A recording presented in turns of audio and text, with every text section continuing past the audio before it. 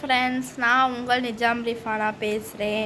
இன்றைக்கி நம்ம என்ன வீடியோ பார்க்க போகிறோம் அப்படின்னா, ப்ரௌனி வீடியோ தான் பார்க்க போகிறோம். ப்ரௌனி செய்யலான்னு நாங்கள் முடிவு பண்ணி வச்சுருக்கோம். வாங்க செய்வோம். எப்படிலாம் ப்ரௌனி வரப்போகுது, எப்படிலாம் நடக்க போகுது அப்படின்னு வாங்க பார்ப்போம். வாங்க வீடியோக்குள்ளே போகலாம். ஆரம்பிக்கலாங்களா? காலம் கடந்தாலும் நம் காதல் மறையவில்லை. சோதனை வந்தாலும் நாம் சேர்ந்து நிற்கிறோமே.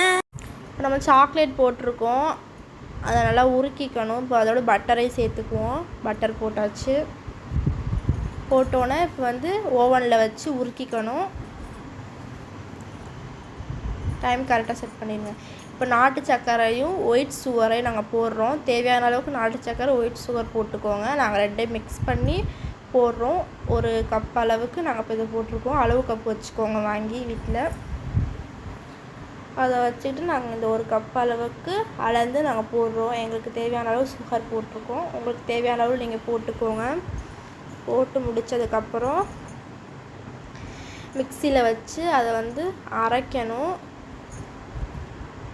அரைச்சி முடித்ததுக்கப்புறம் மைதா மாவு போடணும். மைதா மாவு ஒரு கப் அளவில் கொஞ்சோன்னு கம்மியாக எடுக்கணும். மைதா மாவு எடுத்துட்டு வச்சுக்கோங்க தனியாக. இங்கிட்ட உருக்குனதை வந்து நல்லா கிண்டி விடுங்க. ஒன்றா மிக்ஸ் பண்ணி விடுங்க. பட்டரு சாக்லேட்டையும் ஒன்றா கிண்டி விட்டு மிக்ஸ் பண்ணி வச்சுருங்க. அங்கிட்டு முட்டையை உடச்சி ஊற்றுங்க. முட்டையை உடச்சி ஊற்றிட்டு நல்லா கிண்டி விடுங்க. முட்டையை நல்லா நல்லா சாஃப்டான ஒரு கிண்டி விடுங்க. நல்லா கைவிடாமல் கிண்டுங்க முட்டையை. அது கிண்டிக்கிட்டே இருக்கும்போதே வெண்ணிலா எசன்ஸ் ஒரு முடி அளவுக்கு ஊற்றிக்கோங்க. வெண்ணிலா எசன்ஸ்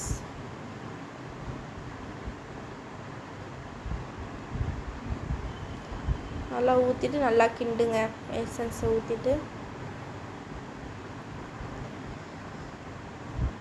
நல்லா ரெண்டு மிக்ஸ் ஆனதுக்கப்புறம் வந்து நான் மாவு எடுத்தோம்னா மைதா மாவு, அதில் வந்து சாக்கோ பவுட்ரு கொஞ்சோன்னு கம்மியாக எடுக்க சொன்னீங்கன்னா அந்த சாக்கோ பவுட்ரு அதில் கொட்டிக்கோங்க. இப்போ நம்ம அரைச்சி வச்சது ரெண்டையும் கொட்டி வடிகட்டி வச்சு சலிச்சுக்கோங்க. சலித்து அந்த முட்டையில் போட வச்சுருங்க.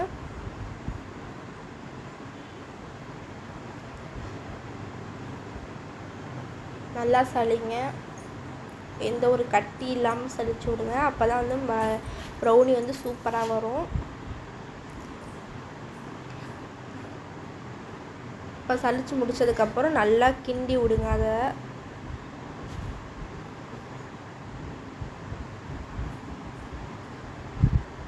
கைவிடாமல் கிண்டுங்க ஃப்ரெண்ட்ஸ்.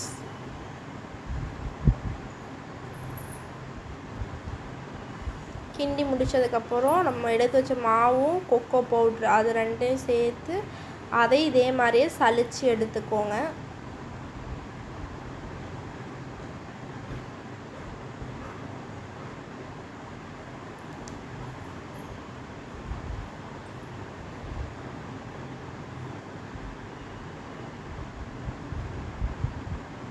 சலிச்சுட்டு நல்லா கிண்டுங்க ஃப்ரெண்ட்ஸ்.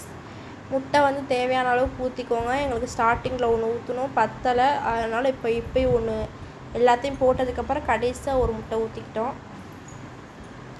முட்டை ஊற்றி நல்லா கிண்டிக்கோங்க.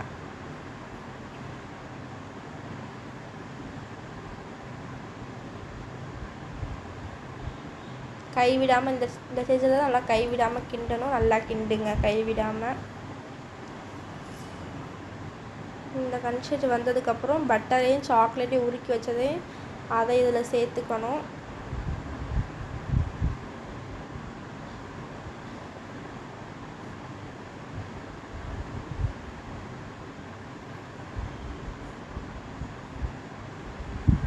சேர்த்துட்டு நல்லா கிண்டுங்க ஃப்ரெண்ட்ஸ். நல்லா பொறுமையாக கிண்டணும். சாஃப்டாகவும் கிண்டணும். பொண்ணு மாதிரி அதை நல்லா பொறுமையாக கிண்டணும். அப்போ தான் வந்து உங்களுக்கு ப்ரௌனி வந்து சாஃப்டாகவும் சூப்பராகவும் கிரின்ச்சியாகவும் வரும். இல்லாட்டி ஒழுங்காக வராது. ஒரு மாதிரி கல் மாதிரி போயிடும். ஒரு கேக் மாதிரி கல்லாயிரும். நல்லா பொறுமையாக கிண்டணும். நம்ம ஃபீடுக்கு அதை அமைக்கிடக்கூடாது, அப்புறம் வேஸ்ட்டாக தான் போகும்.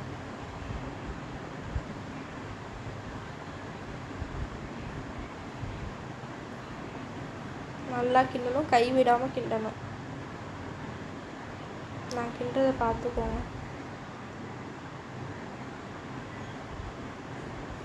கிண்டுனா இந்த மாதிரி விழுகணும் ஃப்ரெண்ட்ஸ். அந்த மாதிரி அழகாக கிண்டுங்க. நான் எடுத்து காட்டுறேன் பாருங்கள் எந்த அளவுக்கு விழுகணும்னு. பாருங்கள் எந்த அளவுக்கு விழுகுதுன்னு. இந்த மாதிரி கிண்டிக்கணும். இப்போ நான் வந்து சாக்கோஸ் சேர்த்துக்கிறோம். சேர்த்து நல்லா கிண்டிக்கிறோம்.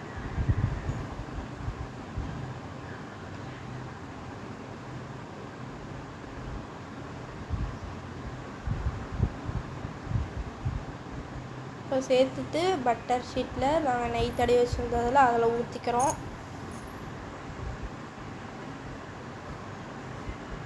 ஊற்றிட்டு எல்லா பக்கமும் ஸ்ப்ரே பண்ணி விடுங்க.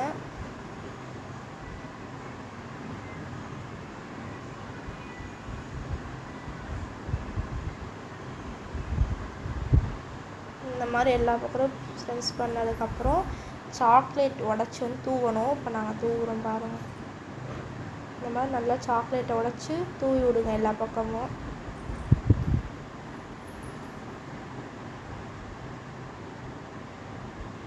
தூவிட்டதுக்கப்புறம் நல்லா 2 தட்டு தட்டிட்டு இப்போ ஸ்பூனை வச்சு இங்கிட்டு வந்து இந்த மாதிரி செய்யணும். அப்போதான் வந்து கிரிம்ச்சியாக வரும் ப்ரௌனி.